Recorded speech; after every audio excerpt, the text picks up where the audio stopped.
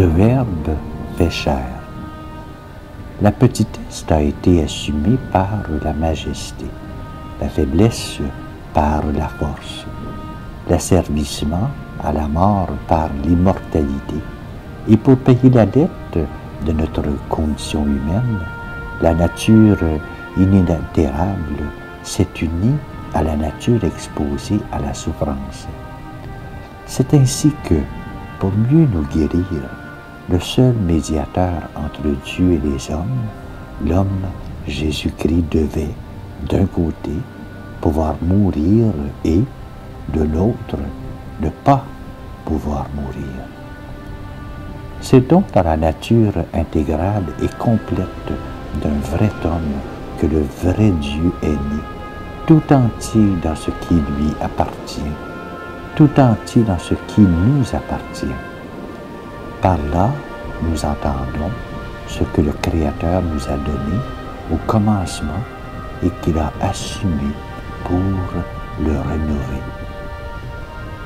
Car les défauts que le démon trompeur a introduits dans l'homme et que l'homme trompé a contracté n'ont aucunement marqué le Sauveur.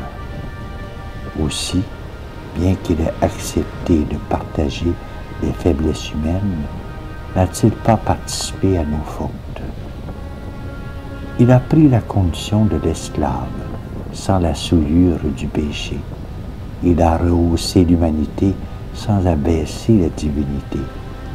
Par son néantissement, lui, qui était invisible, s'est rendu visible. Le Créateur et Seigneur de toutes choses a voulu être un mortel parmi les autres. Mais ce fut là une condescendance de sa miséricorde, non une défaite de sa puissance. Par conséquent, lui qui a fait l'homme en demeurant dans la condition de Dieu, c'est encore lui qui s'est fait homme en adoptant la condition d'esclave. Le Fils de Dieu entre donc dans la basse région du monde qui est la nôtre, en descendant du séjour céleste sans quitter la gloire de son Père. Il est engendré selon un ordre nouveau et par une naissance nouvelle. Selon un ordre nouveau, étant invisible par lui-même, il est devenu visible en se faisant l'un de nous. Dépassant toute limite, il a voulu être limité. Existant avant la création du temps, il a commencé à exister temporellement. Le Seigneur de l'univers a adopté la condition d'esclave en plongeant dans l'ombre la grandeur infinie de sa majesté.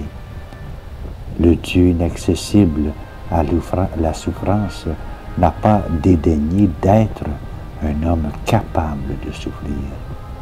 Et lui qui est immortel, de se soumettre aux lois de la mort. En effet, le même qui est vrai Dieu est aussi vrai homme, et il n'y a aucun mensonge dans cette unité, puisque la bassesse de l'homme et la hauteur de la divinité se sont unies dans cet échange. De même que Dieu n'est pas altéré par sa miséricorde, de même l'homme n'est pas anéanti par ses dignités. Chacune des deux natures agit en communion avec l'autre, mais selon ce qui lui est propre. Le Verbe perd ce qui appartient au Verbe, et la chair exécute ce qui appartient à la chair. L'un brille par ses miracles, l'autre succombe aux outrages. Et de même que le Verbe ne perd pas son égalité avec la gloire du Père, de même la chair ne déserte pas la nature de notre race humaine. c'est un seul et même être, il faut le dire souvent, vraiment Fils de Dieu et vraiment Fils d'homme. Dieu, par le fait que au commencement était le Verbe, et le Verbe était avec Dieu, et le Verbe était Dieu. Homme, par le fait que le Verbe s'est fait chair et a établi sa demeure parmi nous. Amen.